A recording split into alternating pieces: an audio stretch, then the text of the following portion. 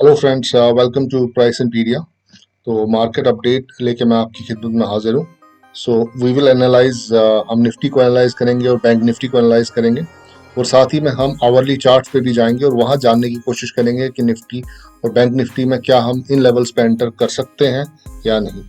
इसके अलावा मैं आपके साथ दो बैंकिंग स्टॉक्स डिस्कस करूंगा, जिसमें कोटक बैंक होगा, और जो दूसरा स्टॉक हम डिस्कस करेंगे वो होगा ICICI bank.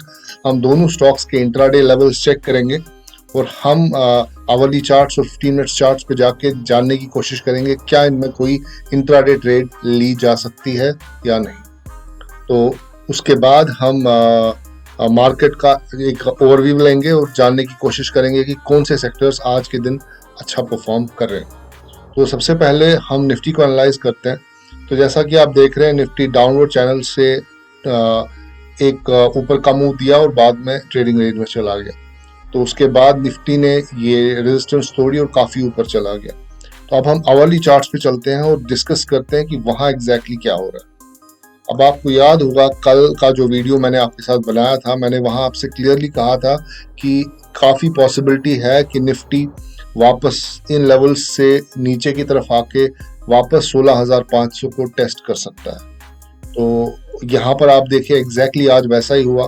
Nifty gap up open हुआ लेकिन ऊपर सरवाइव नहीं कर पाया और उसके बाद नीचे का फॉल शुरू हुआ और निफ्टी करीब करीब 16,500 यानी कि 16,500 लेवल्स के बहुत ही ज्यादा करीब है। तो यहाँ पर निफ्टी, यहाँ पर आप एक बाय पोजीशन बड़े आराम से बना सकते हैं। लेकिन हाँ, इतना मैं आपको बताऊंगा कि निफ्टी में अब रिवार्ड जो है वो इतना ज्यादा नहीं है, क्योंकि निफ्टी ऑलरेडी काफी ऊपर जा चुका है। तो personally speaking I won't be more interested in Nifty, I would be मुझे ज्यादा इंटरेस्ट बैंक निफ्टी में है आज के टाइम पे, क्योंकि बैंक निफ्टी अभी तक रेजिस्टेंस तोड़ नहीं पाया है और अभी तक उसका जो रनअप है वो इतना ज्यादा हुआ नहीं है, जबकि Nifty already has run up a lot. तो खैर, अगर आप एक छोटा सा प्रॉफिट के लिए यहाँ पर पोजीशन ले लें तो आप यहाँ से 60 to 70 points, may be 100 points बड़े आराम से कमा सकते हैं। आपका स्टॉप लॉस इस लाइन के थोड़ा नीचे होगा, विच विल बी अराउंड 16,480 के आसपास। आप अपना स्टॉप लॉस रख के और यहाँ पर एक बाय पोजीशन बना सकते हैं। तो ये तो निफ्टी का एनालिसिस है, लेकिन आज हमारा जो फोकस है वो बैंक निफ्टी पर है। बैंक निफ्टी एक बहुत ही अच्छा रिस्क रिवॉर्ड दे रहा है, तो हमें उसको एनालाइज करना चाहिए। तो आइए बैंक निफ्टी को एनालाइज करते हैं।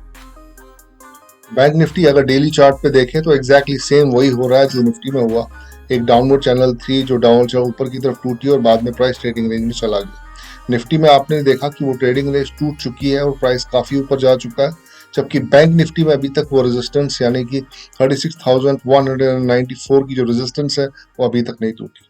तो आइए अब अवली चार्ट पे चलते हैं और वहां जानने की कोशिश करते हैं कि एग्जैक्टली क्या हो रहा है।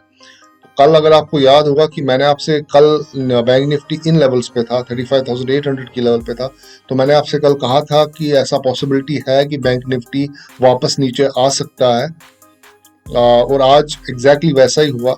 प्राइस ऊपर तो गैप अप ओपन हुआ लेकिन उसके बाद सस्टेन नहीं कर पाया और बैंक निफ्टी नीचे की तरफ एक अच्छा मूव आज दिया बैंक निफ्टी ने नीचे की तरफ।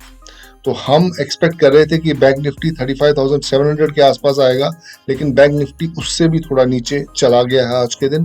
तो यहाँ पर अब किस तरीके से हमें अपनी पोजीशन बनानी चाहिए, हमें इस पे सोचना होगा। तो मेरा प्लान ये है कि आप वेट करें नेक्स्ट ट्रेडिंग डे का।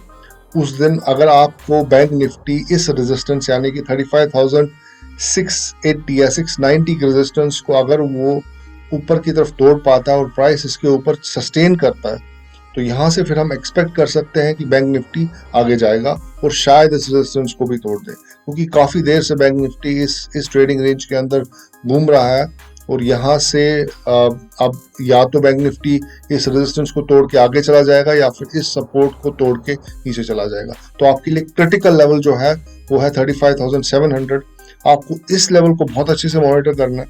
तो आपको यहाँ पर चेक करना होगा कि कैंडल्स किस तरीके से बनते हैं, उन कैंडल्स में स्ट्रेंथ है कि नहीं, क्या वो कैंडल्स इस लेवल के ऊपर क्लोज हो पाते हैं या फिर इस लेवल के नीचे ही वो एक वीकनेस दिखा रहे हैं। तो फिर यहाँ पर एग्जैक्टली हम बैंक निफ्टी को शॉर्ट भी कर सकते हैं।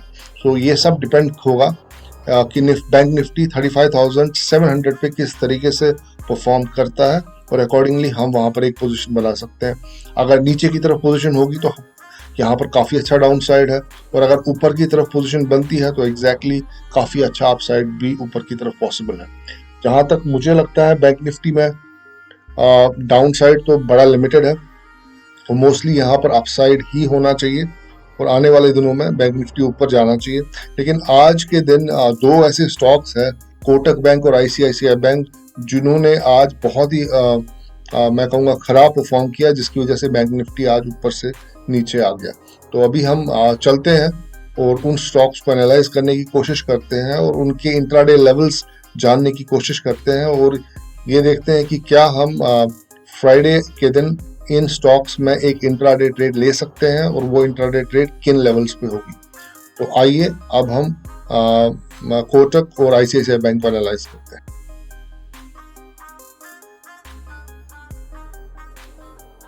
तो दोस्तों, अब हम आईसीआईसीआई बैंक के चार्ट पे हैं। तो आईसीआईसीआई बैंक मैं समझता हूँ आज के दिन की सबसे बड़ी कैजुअलिटी थी, जिसकी वजह से बैंक निफ्टी नीचे आया। अगर आप आईसीआईसीआई बैंक के स्ट्रक्चर को समझे तो यहाँ पर एक कप शेप बनी थी, और बाद में एक हैंडल बना था, और यहाँ पर फिर से एक छोटा हैंडल बना, और उसके बाद आईसीआईसीआई बैंक ने इस नेकलाइन को तोड़ा और प्राइस ऊपर चला गया। तो यहाँ पर क्या हो रहा था, यहाँ पर एक वॉलेटिलिटी कॉन्ट्रैक्शन पैटर्न बन रहा था, और ये वॉलेटिलिटी कॉन्ट्रैक्शन पैटर्न मैं एक्सपेक्ट कर रहा था कि अब ऊपर की तरफ टूटेगा और प्राइस ऊपर चला जाएगा। लेकिन आज के दिन ये वॉलेटिलिटी कॉन्ट्रैक्शन पैटर्न में एक बहुत बड़ा रेड कैंडल देखा गया, जिसकी वजह से प्राइस नीचे आया। तो आइए अब हम इस ट्रायंगल पैटर्न को समझने की कोशिश करते हैं और आवरली चार्ट पे चलते हैं, वहां देखते हैं एग्जैक्टली इस ट्रायंगल पैटर्न के अंदर एग्जैक्टली क्या हो रहा है। तो ये रहा वो ट्रायंगल पैटर्न जिसमें वॉलेटिलिटी आहिस्ता आहिस्ता आहिस्ता आहिस्ता कॉन्ट्रैक्ट होती जा रही थी, और यहाँ पर आके ऐसा लग रहा था कि अब प्राइस जो है इस बेस लाइन को टच करके ऊपर की तरफ चला जाएगा। लेकिन यहाँ आप देखें प्राइस ने कितना बड़ा एक बेयरिश कैंडल दिया, और वो बेयरिश कैंडल देने के बाद यहाँ पर प्राइस ने एक बेस बनाई। अब यहाँ पर दो चीजें हो सकती है। एक तो ये है कि या तो ये जो ये ब्रेकडाउन यहाँ पर है, इट्स अ फॉल्स ब्रेकडाउन, और अगर ये फॉल्स ब्रेकडाउन है तो प्राइस वापस इस लेवल से ऊपर चला जाएगा। अगर मैं इस लेवल को मार्क कर दूं, ये लेवल जो आपको मॉनिटर करनी है वो 690 की लेवल है, तो इस 690 के लेवल पे आपको बहुत ज़्यादा ध्यान देना है। अगर ये 690 की लेवल मतलब नेक्स्ट ट्रेडिंग डे पे प्राइस इसके ऊपर क्लोज होने में कामयाब हो जाता है, तो जाहिर सी बात है कि फिर आईसीआईसीआई बैंक इस ट्रायंगल पैटर्न को कंप्लीट करते हुए ऊपर की तरफ चला जाएगा। लेकिन अगर यहाँ पर आपको कुछ वीकनेस दिखी तो जाहिर सी बात है कि यहाँ प्राइस जो है और नीचे जा सकता है। तो यहाँ पर आप एक इंट्राडे ट्रेड ले सकते हैं आप, लेकिन खास आपका ध्यान 690 लेवल पे होना चाहिए। प्राइस 690 लेवल पे किस तरीके से बिहेव करता है, उसी तरीके से आपको एक ऊपर की या नीचे की पोजीशन आप ले सकते हैं। अगर हम इसके 15 मिनट्स चार्ट पे जाए तो ये देखें इसका 15 मिनट्स चार्ट यहाँ पर, तो प्राइस क्लियरली जो है यहाँ पर प्राइस एक बेस बना रहा है, और ऐसा लग रहा है कि ये जो ब्रेकडाउन था ये एक फॉल्स ब्रेकडाउन था, और प्राइस वापस इस नेकलाइन के ऊपर यानी कि 690 लेवल्स के ऊपर जाने की तैयारी में है।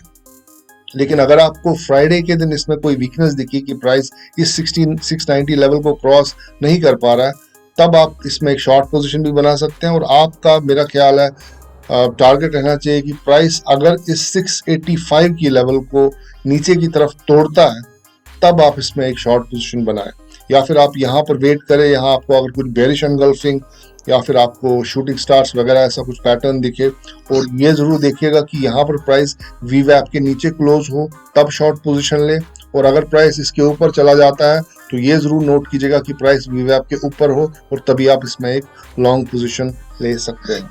तो दोस्तों, ये था एनालिसिस आईसीआईसीआई बैंक का। It was a intraday analysis. अब जो दूसरा स्टॉक मैं आपके साथ डिस्कस करने जा रहा हूँ वो है कोटक बैंक। तो कोटक बैंक भी मैं समझता हूँ कि आज के दिन की बहुत बड़ी कैजुअलिटी थी। इसकी वजह से जो था प्राइस आज के दिन नीचे चला गया, बैंक निफ्टी आज के दिन नीचे चली गई।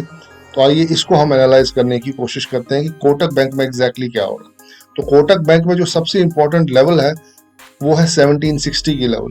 ये लेवल यहाँ पर चैलेंज हुई और प्राइस नीचे आया, यहाँ पर चैलेंज हुई, प्राइस नीचे आया, उसके बाद एक अंडरशूट यहाँ देखा गया और प्राइस फिर से नीचे आया। लेकिन फिर प्राइस ने यहाँ से एक रिवर्सल दिया और प्राइस वापस इस 1760 की लेवल के ऊपर क्लोज हो गया। लेकिन आप यहाँ पर अच्छे से ध्यान दें कि उसके बाद क्या हुआ। उसके बाद यहाँ पर एक बेयरिश एनगल्फिंग देखी गई। उस बेयरिश एनगल्फिंग ने इस बुल कैंडल को पूरी तरह से एनवलप कर दिया और उसके बाद जितने भी कैंडल्स आप यहाँ देख रहे हैं, इस कैंडल की वीक क्लोजिंग थी, इस कैंडल की वीक क्लोजिंग थी, तो 4 में से 2 कैंडल्स की जो क्लोजिंग थी वो थोड़ी वीक थी और आज के दिन जो था प्राइस केम क्रैशिंग डाउन, बिल्कुल नीचे आ गया। तो यहाँ पर भी बिल्कुल आपको उसी तरीके से इसको मॉनिटर करना है जिस तरीके से आपने आईसीआईसीआई बैंक के बारे में मैंने आपसे बात की, बिल्कुल उसी तरीके से आपको इसमें भी काम करना है। तो आपका फोकस 1760 लेवल होना चाहिए। इस लेवल के ऊपर अगर आपको प्राइस क्लोज होते हुए दिख जाए तब आप इसमें एक लंबी एक बाय पोजीशन बना सकते हैं, या फिर अगर आपको इस लेवल के नीचे प्राइस जाता हुआ दिख रहा है और वीवैप के नीचे है और यहाँ पर आपको कुछ शूटिंग स्टार्स या फिर बेरिश एनगल्फिंग ऐसा कुछ दिख जाए तो तब आप इसमें एक बेरिश पोजीशन बना सकते हैं। तो मैं समझता हूं कि बैंक निफ्टी फ्राइडे के दिन किस तरीके से परफॉर्म करेगा वो मेरे हिसाब से डिपेंड करेगा कि कोटक महिंद्रा बैंक और आईसीआईसीआई बैंक किस तरीके से परफॉर्म करते हैं। क्योंकि अगर कोटक और आईसीआईसीआई ने ये डिसाइड कर लिया कि उन्हें नीचे जाना है तो बैंक निफ्टी भी फिर नीचे ही जा सकती है। तो ये 2 स्टॉक्स बहुत इंपॉर्टेंट है। अभी तक हमें ऐसा लगता था कि HDFC bank is the best bank in the banking sector, but then वहाँ पे वो जो टेक्निकल ग्लिचेस वगैरह उनके होते रहते हैं जिसकी वजह से एचडीएफसी बैंक आज की डेट में कुछ खास परफॉर्म नहीं कर रहा है और बैंक निफ्टी का जितना भी अपसाइड हमने देखा है वो सब आईसीआईसीआई बैंक की तरफ से है। तो ICICI bank is a very important component. So उसको और कोटक महिंद्रा बैंक को आप दोनों को अच्छे से मॉनिटर कीजिए और जो लेवल्स मैंने आपको बताई है उन लेवल्स पे ध्यान दें और उसके बाद ही इस काउंटर में लॉन्ग या शॉर्ट पोजीशन आप बना सकते हैं। और आपसे ये रिक्वेस्ट करूंगा, अगर आप इंट्राडे ट्रेडिंग कर रहे हैं तो आपके रडार में सिर्फ या फिर आपकी वॉच लिस्ट में सिर्फ 1 या 2 स्टॉक्स होने चाहिए। ऐसा नहीं होना चाहिए कि आप 10-12 स्टॉक लेके बैठे हैं और आप सोचते हैं कि इन 12 स्टॉक में जहां मुझे अपॉर्चुनिटी मिलेगी मैं उसमें एंटर हो जाऊंगा। इंट्राडे ट्रेडिंग इतनी आसान नहीं है, इसमें आपको बहुत फोकस तरीके से काम करना पड़ता है और आपकी जो वॉच लिस्ट है वो लिमिटेड होनी चाहिए और आपको लेवल्स का पता होना चाहिए और आपको अपने चांस का वेट करना है। ऐसा नहीं कि आपको झपटना है इसके ऊपर या आपको पाउंस करना है इसके ऊपर और एक लंबी एक शॉर्ट या एक लॉन्ग पोजीशन बनानी है, बल्कि आपको अच्छे से इन लेवल्स को मॉनिटर करना होगा और accordingly you can make a position in bank nifty or in the stocks which I have discussed with you. So this was analysis of Kotak Mahindra Bank and ICICI Bank. अब हम चलते हैं, अब हम देखते हैं मार्केट। अब ये मार्केट के कुछ जो भी स्टॉक्स कुछ जो सेक्टर्स हैं वो किस तरीके से आज उन्होंने परफॉर्म किया उसका एनालिसिस देखते हैं। तो आइए अब हम सेक्टर्स की तरफ चलते हैं। तो दोस्तों अब हम आज का हाल देखते हैं मार्केट में एग्जैक्टली आज क्या हुआ।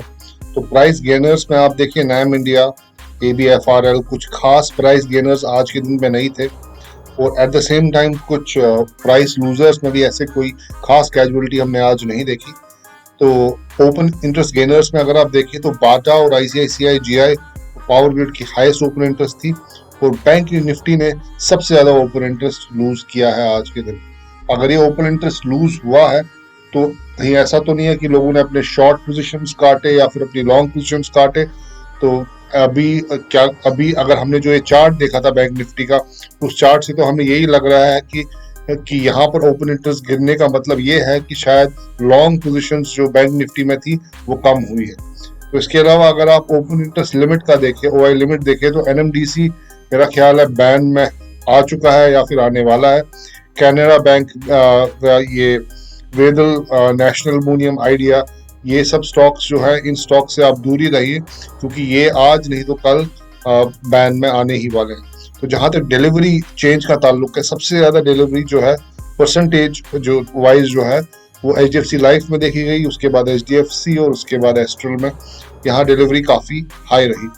तो अब हम सेक्टर एनालिसिस करते हैं और सेक्टर्स में जानने की कोशिश करते हैं कि आज के दिन कौन सा सेक्टर सबसे बेस्ट परफॉर्मिंग सेक्टर था।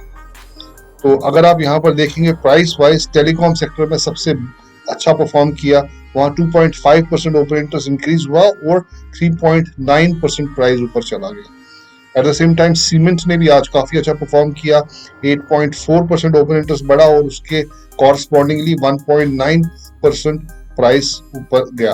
और तीसरा जो सबसे बेहतरीन सेक्टर था वो था FMCG, जहां पर 1.4% प्राइस ऊपर गया।